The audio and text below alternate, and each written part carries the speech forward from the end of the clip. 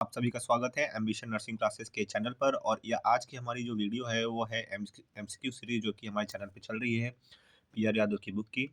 ठीक है, तो हम कोशिश करते हैं कि ज़्यादा से ज़्यादा क्वेश्चन करा सके और आपका जो भी डाउट्स और इवन आपको कुछ नोट्स बनवाने में हेल्प करें या फिर आपकी रिवीजन के तौर की तरीके से हम हेल्प कर पाएँ। ठीक है, मीन्स हमारा एक ही मोटिव है कि आपको फ्री एजुकेशन प्रोवाइड किया जाए विद क्वालिटी। ठीक है, एंड इवन रेगुलर। ठीक है, तो आशा करते हैं कि आप सभी हमारे इस पर्टिकुलर सीरीज से अपना स्टडी को कंटिन्यू रख रहे होंगे और अपने एग्जाम के लिए ज़्यादा से ज़्यादा इसका फ़ायदा उठा पाएंगे। तो चलिए इस वीडियो को स्टार्ट करते हैं from the question number 304। Okay, so ये एक मिसलिनियस कम्युनिकेबल डिसीज के टॉपिक्स है, मतलब कि ये किसी पर्टिकुलर टॉपिक्स में कवर नहीं किए गए हैं। हेंस इसीलिए इसको अलग से रखा गया है इस पूरी बुक के सीरीज में। और इवन हमारे भी सीरीज में रखा गया, क्योंकि अगर मिक्स कर देंगे तो फिर चीज़ें समझ में नहीं आएंगी। ठीक है, तो क्वेश्चन नंबर 304 कहता है कि a patient with the seasonal influenza is to be transported from the ward to the radiology department for the CT scan. The following statement is correct. तो अब इसमें से कुछ कौन सा स्टेटमेंट करेक्ट है उसे आप देख लीजिए और उसको आपको मार्क करना है। So moving to the options that the patient does not need to wear a mask during the transport. ठीक है, the patient must wear a mask N95 mask during transport. A patient must wear a surgical mask during transport. The patient must not transported out of the ward. तो जिस particular question में अगर most suitable answer है that is option number B, क्योंकि देखिए वो influenza से पीड़ित है। ठीक है, अगर वो कोई मास्क नहीं वेयर करता है तो वो इन्फ्लुएंजा फैल सकता है।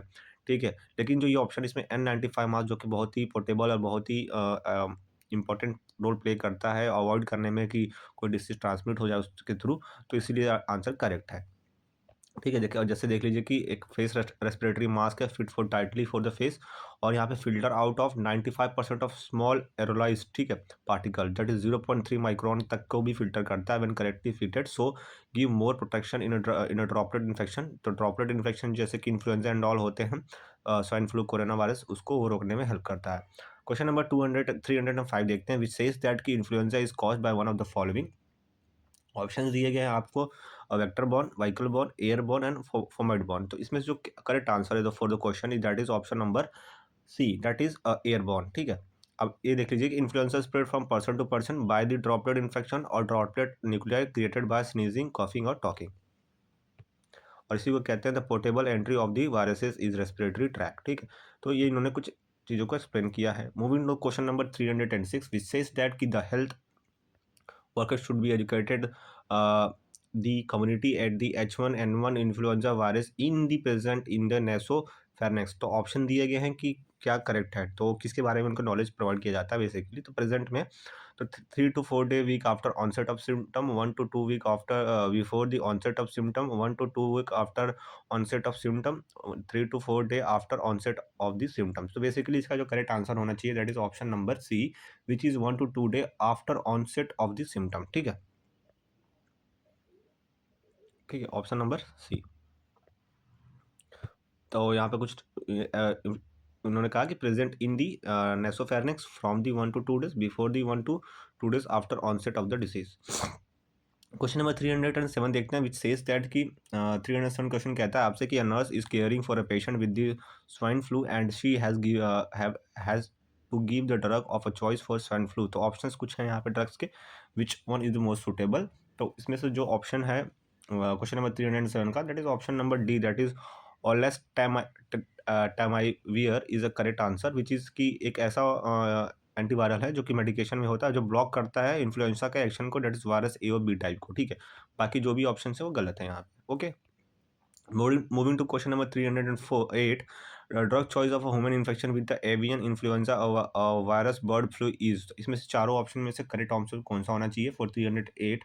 तो फिर सेम वायरस है जो कि हमने ऊपर वाले में दिया था, that is option number C, ओलेस्टा मेवियर। ठीक है, drug of choice for amoebiasis. तो अब यहाँ पे ना ड्रग ऑफ चॉइस के क्वेश्चन आ रहे हैं कि मतलब कौन से की, तो आपको बस ये पता होना चाहिए कि कौन सी डिसीज किस पर्टिकुलर चीज़ के वजह से होती है, तो हैंस वो आप उसका आंसर निकाल पाएंगे। यहाँ पे पेनिसिलिन जी है, फिर क्लोराम्फेनिकॉल है, फिर डेक्टिनोमाइसिन है, फिर मेट्रोनीडेजॉल है। ठीक है, तो इसमें जो करेक्ट आंसर है फॉर एम्बियोसिस के लिए ड्रग्स कौन सा यूज होता है, that is option number D. ठीक है, तो इन्होंने इन क्वेश्चन में ये बताया, तो यही है, यहाँ पे आपको देख सकते हैं एंटी प्रोटोजोअल ड्रग्स होता है, ये destruction of protozoa like entamoeba histolytica को वो करता है कॉज, ठीक है। क्वेश्चन नंबर 310 देखेंगे, विच of the following food borne disease is cause by protozoa. Option दिए गए हैं आपको, ओमीबिएसिस, डिसेंट्री, कॉन्स्टिपेशन, स्केबिस। तो करेक्ट आंसर क्या होना चाहिए इसका, तो ऑप्शन नंबर ए, ओके, करेक्ट है इसका। अब चलते हैं हम लोग क्वेश्चन नंबर 311 पे। तो अब यहाँ पे है अबायोमिक dysentery is caused by, option दिए गए हैं, आप देखेंगे इसमें तो कुछ ऑप्शंस आपको सीधे सीधे दिखेंगे कि हाँ it is related to the our syllabus. तो अब यहाँ पे अमीबा के बारे में बात किया गया है, तो एंटोमीबा का ऑप्शन अगर आप देखेंगे सीधे सीधे आप इसको मार्क कर देंगे, क्यों, क्योंकि बाकी कोलाई दिया है, तो कोलाई तो कॉज करता नहीं है, लैम्बिया है ये भी नहीं करता, प्रोट्यूस है ये भी नहीं करता, तो डायरेक्ट आपको आंसर इसका मिल जाएगा, that is option number B is the correct answer for the question number 311। Moving to question number 312, we sees that कि the pestis flies in the transmission for the vector for which of the following। तो कौन से disease को vector as organism में transfer करता है।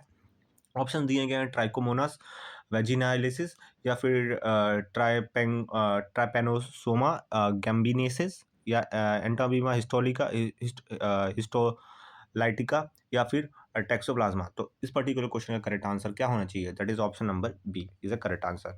Moving to question number, अब देखिए tsetse fly is species of blood sucking fly होती है, और फिर कहाँ कहाँ पाई जाती है, साउथ अमेरिका के में ऑफ सारा डेजर्ट में पाई जाती है, इंपॉर्टेंट ट्रांसमीटर की तरह काम करता है। अब क्वेश्चन नंबर 313 देखते हैं, the sleeping sickness is caused by black fly, tsetse fly, house fly या मॉस्किटो। तो करेक्ट आंसर इसका क्या होना चाहिए भाई लोग, इस पर्टिकुलर क्वेश्चन का करेक्ट आंसर है that is option number B, that is tsetse fly. अब हम क्वेश्चन नंबर 314 देखेंगे, which infection is known as trichomoniasis. तो ऑप्शन से protozoal infection, bacterial infection, viral infection, या फिर फंगल इन्फेक्शन। तो इसका भाई अगर सीधे सीधे बताएंगे, अब अगर इस टर्म को आप याद कर जानते होंगे तो इस पर्टिकुलर क्वेश्चन का आंसर कर लेंगे। It is directly related to, यहाँ पे मोनासिस लिखा है, विच मीन्स की रिलेशन ऑफ अमीबा, ठीक है।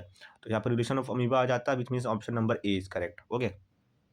क्वेश्चन नंबर 315 देखते हैं, विच सेज दैट कि ट्राइकोमोनल इन्फेक्शन इज कॉस्ड बाय। अब सीधे सीधे आंसर भाई, ट्राइकोमोनल इन्फेक्शन पूछ रहा है मुझे, इस पर्टिकुलर क्वेश्चन का आंसर अगर आपको बताना हो तो बहुत ही simple, that is option number A, that is protozoa. क्यों, क्योंकि यहाँ पे ट्राइकोनोमल बोल रहा है, trichomonas which is the part of the protozoan category, okay.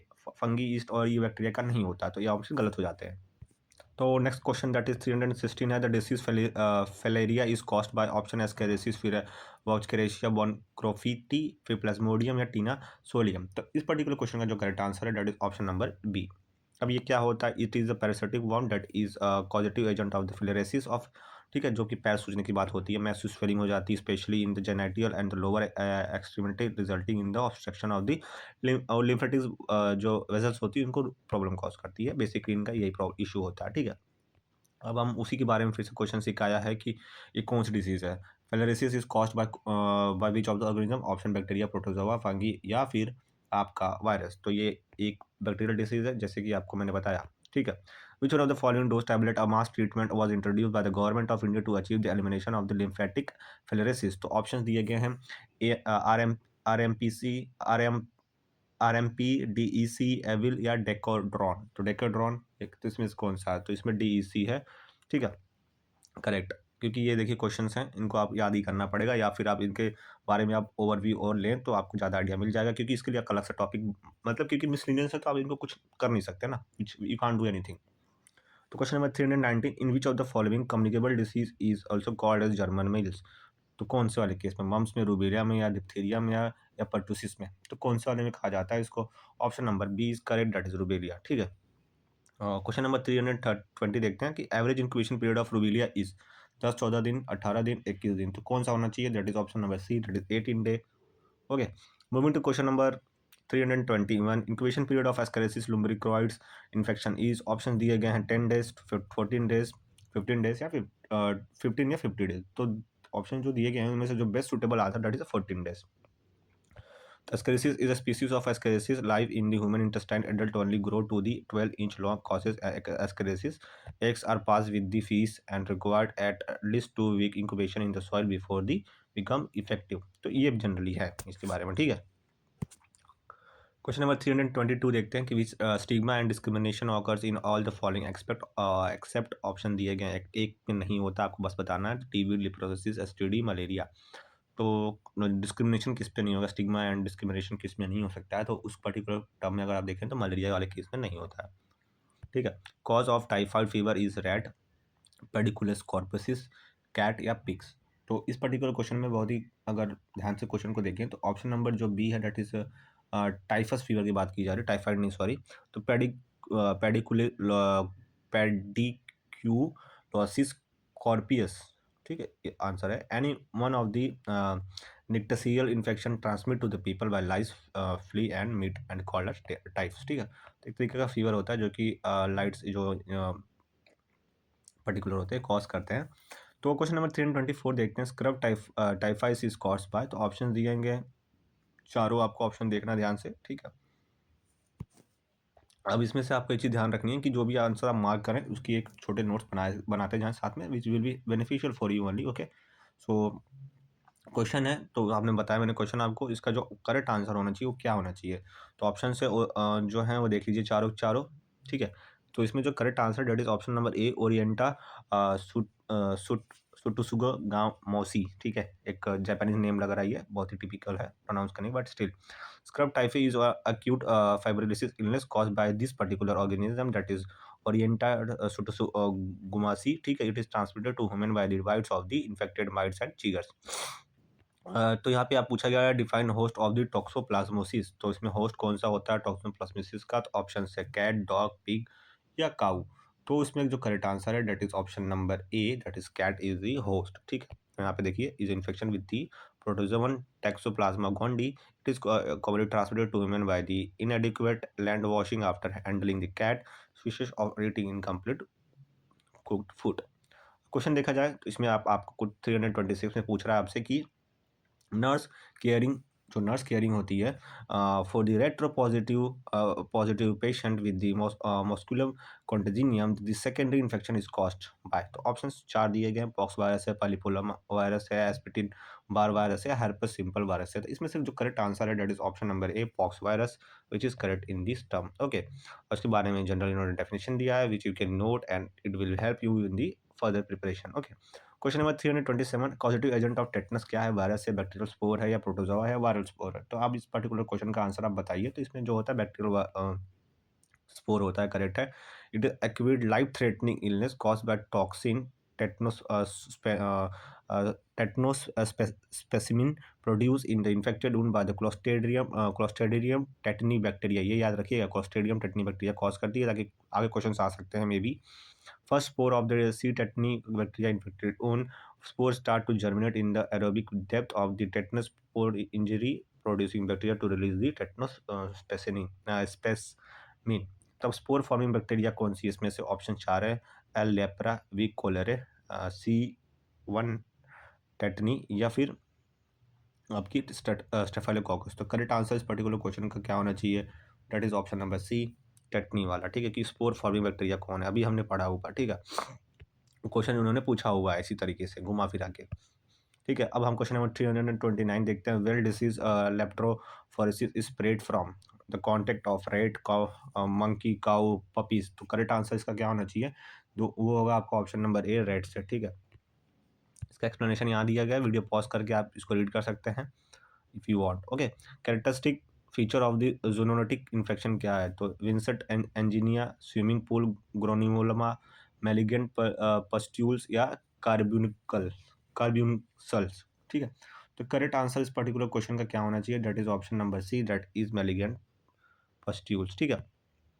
Anthrax को उसको जो होता है ना उसी को कहा जाता है मेलिगेंट पुस्टुल, और फिर हुल शॉट डिसीज भी कहते हैं, एक एक्यूट इन्फेक्शन होता है, फिर बहुत सारे इसके प्रो एंड कॉन्स हैं, तो फिर आप उसको देख सकते हैं। Question number 331 is a disease that can be cause due to the infected milk, that is tonsillitis, rheumatic fever, anthrax या गैस्ट्रिटिस, ठीक है। तो 331 का जो क्वेश्चन है इसमें से जो करेक्ट आंसर है that is option number C, that is anthrax, ठीक। एंथ्रेक्स एक ऐसी डिसीज है जो कि कॉज होती है due to the infected milk, ठीक है। 332 देखेंगे, अब हम 332 देखते हैं क्या कहता है 332, कि बर्सुलिया अब्रोस्टस इन्फेक्टेड प्राइमरी किसको इन्फेक्ट करता है, गोट, शीप, कैटल या पिग। तो आपको ये बताना है। तो option C is correct, that is cattle को इन्फेक्ट करता है। चलिए देखते हैं क्या है ये। तो 4 species of bacteria brucella infect man's are B melitensis more virulent and mainly infect goat. B. Sucies mainly infect pig. B. Orbitus is less virulent and primarily infected cattle करता है. B. Canis is a parasite of the dog. तो ये कुछ general information थी जो आपको जानना मतलब पता होनी चाहिए चीज़ों को। देखिए सबकी एक्सप्लेनेशन में वीडियोस में नहीं दे सकता, बट जो चीज़ें मुझे इंपॉर्टेंट लगती हैं एग्जाम पॉइंट ऑफ व्यू से तो मैं उनको एक्सप्लेन कर देता हूँ, ठीक है। क्वेश्चन नंबर 333 देखते हैं। Disease which is not found in India is German mills, जापानी एनसेफेलिटिस, ठीक है, फिर लेप्टोस्पायरोसिस या येलो फीवर। देखिए इस पर्टिकुलर टर्म का प्रोनाउंसिएशन में से गलत हो रहा है, बट इसको स्टिल आप देख लीजिएगा, ठीक है। और ऑप्शन इसका जो करेक्ट है that is option number D, yellow fever हमारे इंडिया में अभी नहीं पाया जाता है। विच of the following is not transmitted by the rodents, इसमें से कौन सा एक रोडेंट नहीं ट्रांसमिट करता है। ऑप्शन से हेपेटाइटिस ए वायरस और नॉर्वॉक वायरस, पोलियो वायरस या इबोला वायरस। तो इसमें जो correct answer that is Ebola virus, D. अब क्वेश्चन है कि what micro organism causes scarlet fever. अब इनमें से कोई एक कॉज करेगा। दो हैं स्टेफाइलोकोकस स्ट्रेप्टोकोकस की स्पीसीज, दैट इज एक का स्पीसीज है पायोजीन या एक का इक्विसिमिलिट्स, ठीक है। और दूसरा जो नीचे का तीन है वो एंट्रोकोकस फैसिलस या एंट्रोकोकस ड्यूरेंट। तो जो इसका करंट आंसर है that is option number A, streptococcus pyogenes. तो अब ये देखते हैं कि क्या होता है बेसिकली जो ये स्कारलेट फीवर है। तो एक एक्यूट डिसीज है, कॉन्टीजियस भी है, ठीक है। Disease group cause by A B caused by a beta lympholytic streptococcus. It is characterized by the pharynx and red rashes. Red rashes होते हैं बॉडी पे. It is an unusually affect the children between the age of 3 to 15 usually. तो इनका जो infection ratio होता है वो generally बच्चों को इन्फेक्ट करते हैं, ठीक है। और मतलब इन सब चीज़ों से उनको ज़्यादा इम्पैक्ट बच्चों को ऊपर ही करना होता है and it causes a major impact on the health of the children. इसके बाद क्वेश्चन नंबर 336 देखते हैं। तो यहाँ पे पूछा गया है कि the zinc phosphide is an efficient, ठीक है, किसके लिए, रोडेंटिसाइड या इंसेक्टिसाइड या बैक्टीरियासाइड या डिसइंफेक्टेंट। तो इसका करेक्ट आंसर क्या होना चाहिए 336 का। तो इस पर्टिकुलर क्वेश्चन का जो करेक्ट आंसर है that is option number A.